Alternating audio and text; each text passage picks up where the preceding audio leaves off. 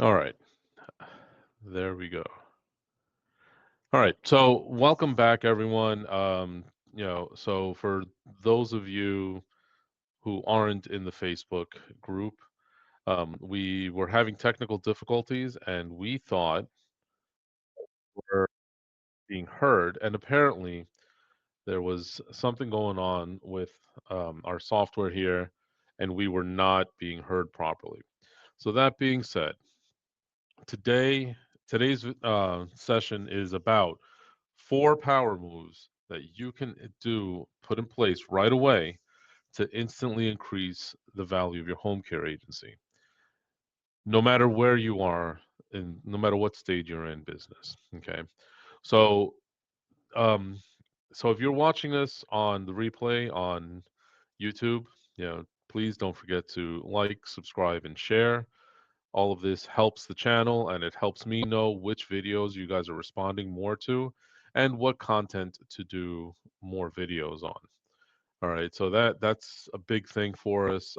It helps us understand better.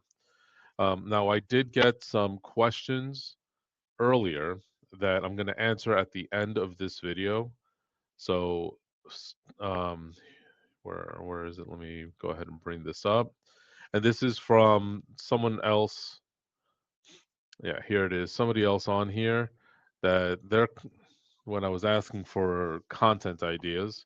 So they posted that, if you're a home care agency and your client receives Medicaid needs errands done or wants someone transported, but it's not on their state PCS approved task, can you bill for it? If so, how? And do you just charge them on a private pay basis?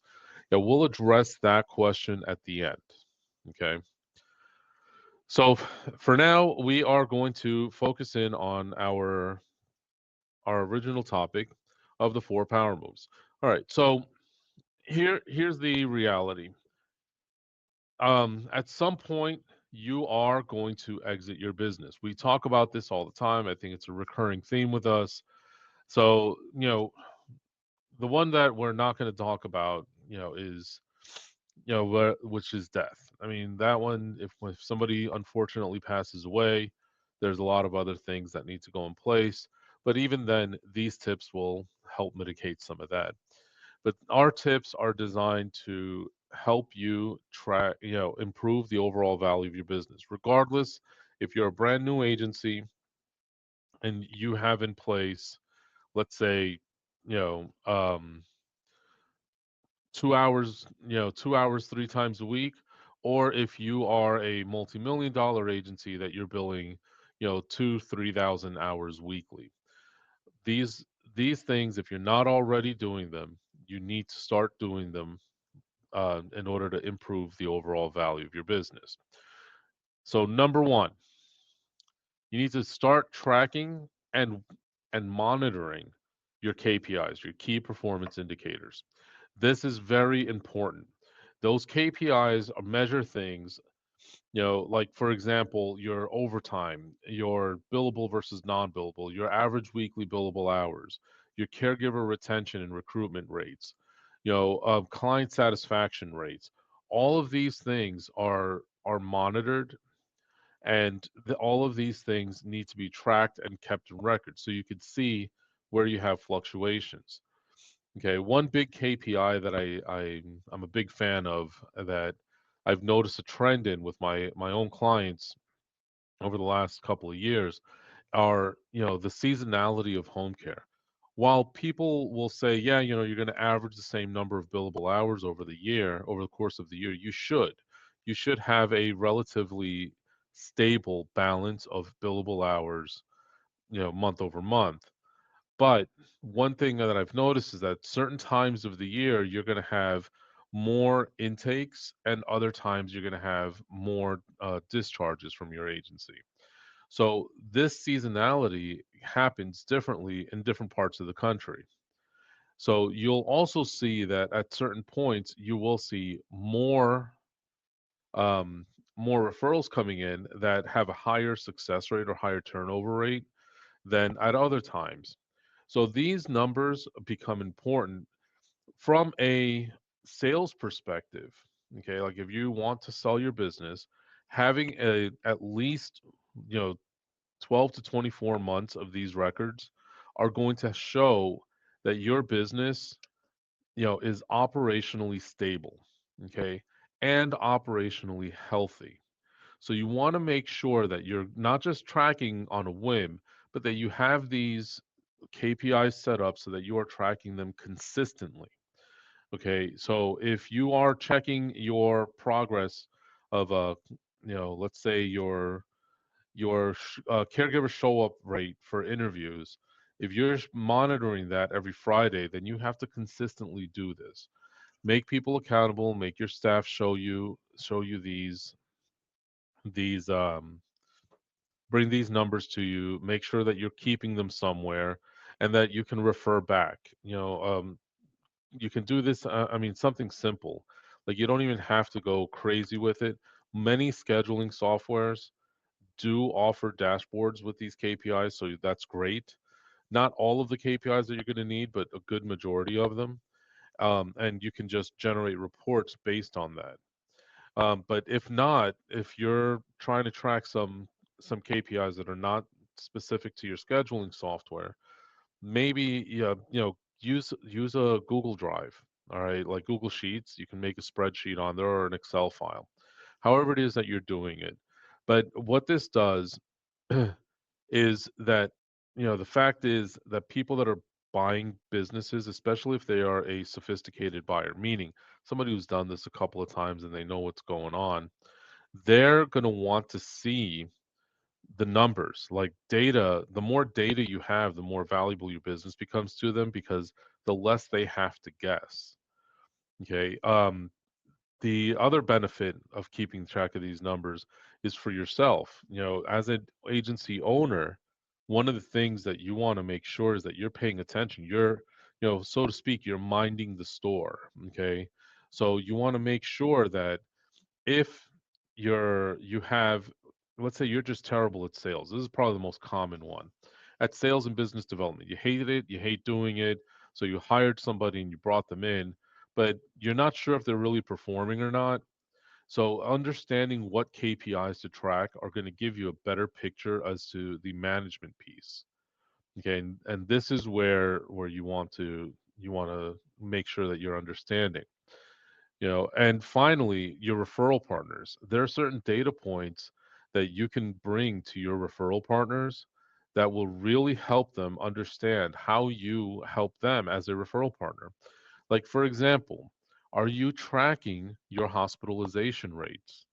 Look, especially if you're private pay, every private pay agency loves to say this.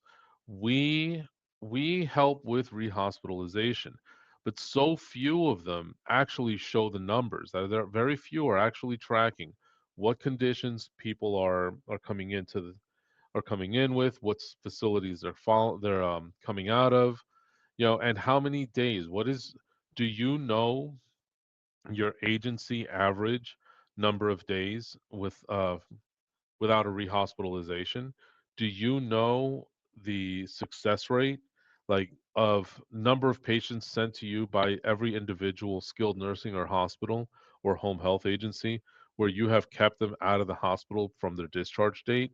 Those numbers are important for you to track, and they not only become a tool for you to improve on your business, they also become a tool that makes your agency much more attractive to places like, referral partners, that they make it much more attractive to potential buyers when during the due diligence process.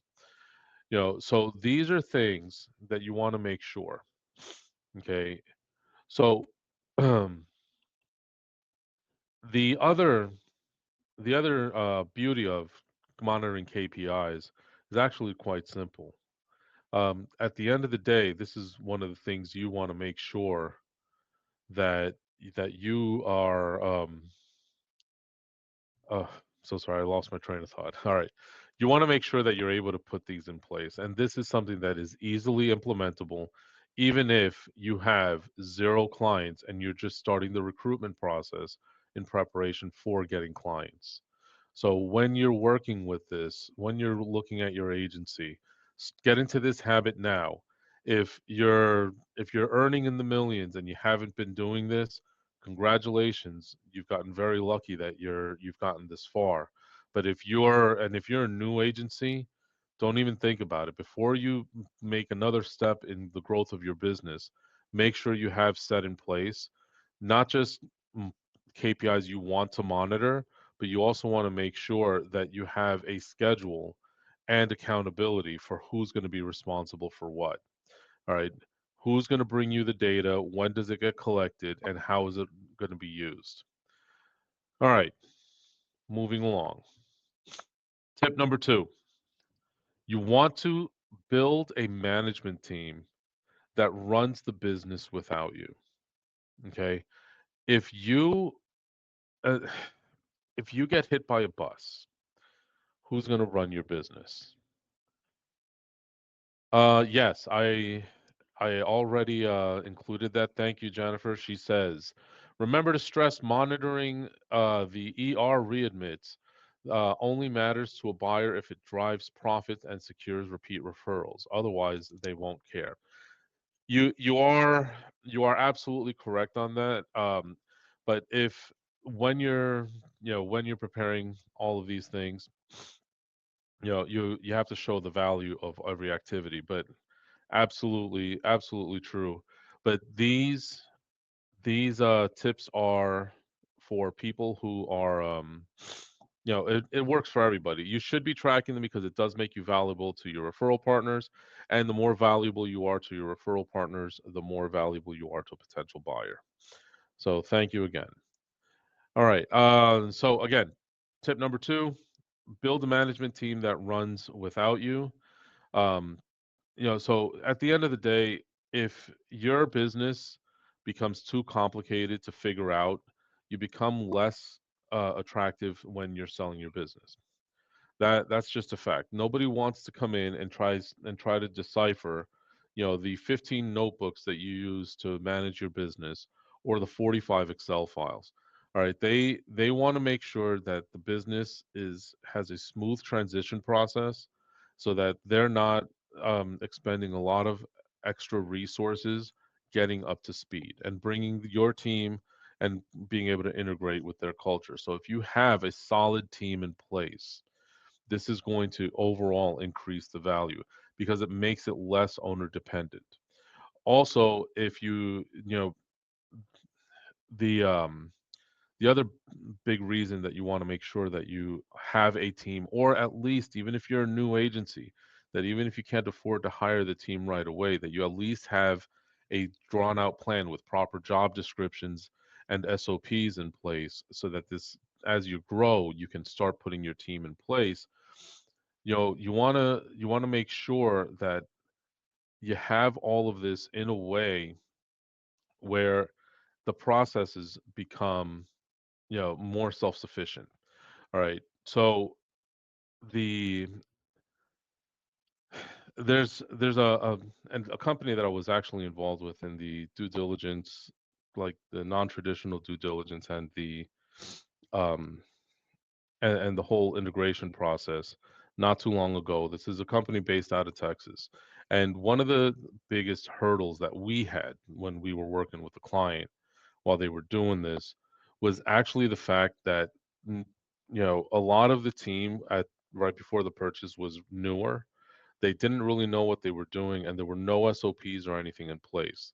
We had to come in and as part of the transition period, which shouldn't have taken as long as it did, but it took many months and a couple of trips down on site by one of my team members. you know, and because we had to literally train these people as if it was a brand new agency that just got licensed and that nobody knew what was going on. You know, and that affected ultimately the final offering that was made and the whole deal that was negotiated. I mean, it was a lot more complicated than that. I could do a whole video in and of itself, but having the right team in place and having the right structures so that the team becomes replaceable, it does increase overall the value because it's less expenditure and less problems when somebody else comes in to play. All right. So you want to make sure that you have, If you're a new agency, start building your internal leadership. Make sure that your schedulers, that your care coordinators, your field supervisors, that they all are solid people that have some industry experience, or that at least you have enough of your processes documented and a good enough understanding of what you expect done, that anyone you put in the role becomes easy, and that adapts easily and can function. Your time to productivity, um, in general, will help improve your overall revenue. Just especially if you have to replace key staff. Like for example, if your business developer goes, you know, do you know how quickly can you onboard a new one? Or a better question is, how quickly can you onboard a business developer who maybe has the right personality and skill set to do the job, but maybe they don't necessarily have home care experience? So all of these things are elements that you want to make sure that you have in place and that you understand as a business owner, um, so that your business can run much more smoothly. All right. So that was tip number two. You want to make sure you have a management team that can run without you. Yeah. We all want freedom, right? And part of being a business owner is understanding that part of having that freedom is having systems and the right team in place. So, tip number three, you want to make sure that you have client and caregiver satisfaction systems. Okay. So, the longevity of your clients, the longevity of your caregivers, they bring having a good retention system in place. They tend to stay longer. They also tend to refer others to your business. So what systems do you have in place? Like for example, are you doing surveys? Are you doing phone check-ins? Are you doing post-shift feedback? Are you documenting these trends and responses? When from a M&A perspective, when a buyer sees culture of accountability and improvement, all right, the agency does become a little more desirable, and it becomes a driving force for the sale, for the price. Nobody wants to see an agency that has a really high churn rate of clients. There's something wrong there. There's something wrong with the internal processes. They want to have an understanding as to why you have this big turnaround. Like what's going on? Is it an indicator of if you're a private pay agency? Is it an indicator of a reduction of spending power in the community? If you are if you're a Medicaid agency, does this mean that you have, again, a big economic shift in the area, and you want to make sure that like, is the area getting richer and less people are qualifying for Medicaid? Like, what is going on? Or is it something internal? Do you have, your processes internally, are they not were functioning the way they're supposed to? So, and you're just losing clients because of bad operations. You know, um, it goes to the impact of the reputation of the agency as well, and when it comes from an M&A standpoint, like, is something going on in your agency? Did something happen to where people are just avoiding you? They don't want to deal with your agency anymore. This it's actually uh, um, a client that I had uh, about 2 years ago now, that we ran into a similar situation. This client, I won't even say what state they're in because I want to protect the privacy, but they had a really bad situation where they were caught up in a scandal with a particular guardianship company, and they the guardianship company was overbilling. It hit the news. There was lawsuits. People went to jail. Like, it was a really big situation, and it it really drove away business from this agency. It caused a lot of problems to their reputation, to their standing in the community. They went from roughly 2,500 billable hours per week on private pay all the way down to about 200 because once it started hitting the news, the first news story wasn't as big, as impactful. But by the time, this went on for months and months, and it was constantly in the news, in the local news, constantly being discussed, reporters all the time, people trying to find out who their clients were, and it really dwindled everything down until she ultimately shut down operations for a few months, laid low, and had to reopen under a different brand name, like just completely rebrand and put a new operations team in place. And to this day, this is a few years after the incident, she still doesn't make it publicly known that she's the owner of the agency, you know, because she's afraid of the backlash that will come from it. So these are things that you want to make sure that, you know, you have these systems in place. Make sure that you have your good client and caregiver feedback loop, because what you know you this allows you again to show and to potential buyers, to show to other clients, to potential referral partners, that you have a good ecosystem, that clients want to stay with you, caregivers want to stay with you. All right. So making sure that you see this accountability in play can help. All right. Number four, you want to build additional recurring revenue streams. Okay, or service packages, however you want to call that. All right. So the thing is, most agencies, they have a very simple structure. They want to solely rely on hourly billing, and or live in care, depending on what state you're in, if you do live in care there or not. And this this creates a situation where, you know, there's a lot of ups and downs in your billable hours, and there's no predictability on billings, which, would and which minimizes your predictability overall on business health. So again, whether you're a new agency or if you're looking to sell, having this types of packages that can create potentially, um, let's say potentially a recurring revenue or predictable monthly recurring revenue, it shows and a steadiness and consistency in cash flow, which is something that buyers and banks actually love when figuring out the value of a business. And it also gives more options for you when you're going to your referral partners, even if you're not looking to sell, if you're just out there on the market, trying to attract new business.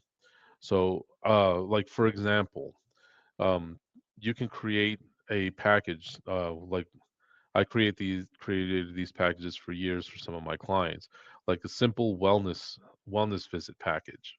Okay.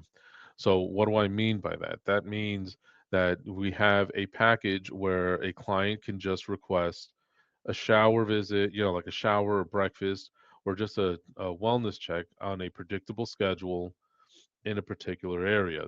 Yes, they can be a little bit more per hour because they're typically only under 2 hour visits, but they give the client the service they need, and a lot of times people are willing to pay for that. And if you create it on a subscription or bundle type of basis, it can create for you an opportunity to be able to track out, well, hey, we have this wellness package that it's X amount of dollars if you do it, per week, versus if you want to set it up on a 90-day or 180-day subscription, you'll get this much of a savings on it. We also have things like, for example, discharge assistance packages that we've helped people put in place, where it's a scale down. It starts at 24/7, and well, 24 hours, and it scales down to where at the end of it, you're offering 4 or 6 hours per shift ongoing. It becomes an easy transition for the client, and even for the clients that are maybe a little more resistant to care. Like, let's say you have somebody that just spent the last 2 months for a broken hip in a hospital and rehab. Having a transition package could offer them the opportunity to maybe get used to having somebody in the home. And at that point, it can mean continuing service from there. So having packages like this with a lot of repeat business and a lot of predictable cash flow does become attractive to people when they're looking to buy your business. It's not always at the end of the day. I mean, depending on the type of business, of the type of buyer, but it's not always about the snapshot of how much revenue you're making today. It's about the overall health and longevity of the business. So, also having these types of packages, if you are a newer agency or if you're in that mindset where you want to prepare for growth, you want to make sure that you have some other offerings that's going to make it easier, for example, for that referral partner to push you to a client. All right. So those are our four big tips. Just to recap, you know, number one, you want to make sure you're tracking your KPIs. Number two, you want to make sure you're building a management team that can run the business without you. Number three, you want to make sure that you have client and caregiver satisfaction systems in place. Ways to do, you know, there's a number of ways to do surveys, and you can even hire companies to do third-party blind surveys. And tip number four is you want to make sure that you are trying to build recurring revenue streams or attractive service packages to bring more clients in. So that is our main presentation. Now we're going to handle our question that was left in our Facebook group by Miss Sherry Abraham. All right, so she says, if your agency and if you're a home care agency and your client that receives Medicaid needs errands done or wants to be transported somewhere, but it's not on their state PCS approved tasks, can you bill for it? If so, how? And do you just charge them on a private pay basis? All right, so that's a bit of a loaded question here. Okay, which has a number of things. So the first thing I'm going to tell you is I'm not sure what state you're in, so you wanna understand what your state administrative code is, and this is just general advice given on a very broad spectrum without knowing any details. All right, so do with it as you wish. But typically speaking, it's going to depend on how your service agreement is drawn up. Your service agreement in most states does require that it has it in there that any services provided not covered by the payer source, which in this particular instance, it's whatever the Medicaid provider is, that the client would be responsible to pay for it out of pocket, so on a private pay basis. Okay, so yes, you can do that, but what I would suggest is probably calling up their case manager first and saying, making a case for them like, hey, they have other needs besides the minimum hours. Maybe it could be an increased number of hours that need to be done, that need to be provided to them, and that could offset the need. It really depends on the individual that you're working with. And let's be realistic. Are we talking about that, that he or she, the client, needs your caregiver to just go to the store and buy him a gallon of milk? That more often than not is covered in the care plan. Um, or, if they need them to be accompanied, for example, to a doctor's visit, that could be one set of issues, and that's something that you're going to have to look into. The other set of issues that the other thing that we could take a look at is the client asking them to, like run to the bank or go and take something to their neighbor's house. Those are, or hey, go help my daughter clean her garage out. Those are different scopes of service, and that is something that you're going to have to look at on an individual basis and take a look at it from a client by client. Some things you could probably just go to the case manager, their caseworker. Other things you're going to have to bill privately for. And again, some things you may just have to flat out refuse. Like if they're asking your caregiver to climb up on a ladder and wash the outside windows on the second story of their house, that's a safety issue. You're not professional window washers. So I hope I answered your question, Sherry, and I hope you have a great rest of your day. Thank you all for joining us. If anyone else has any questions, please feel free to drop it in the comments before we go. Otherwise, you guys have a great rest of your day, and we'll catch you again next week with another topic.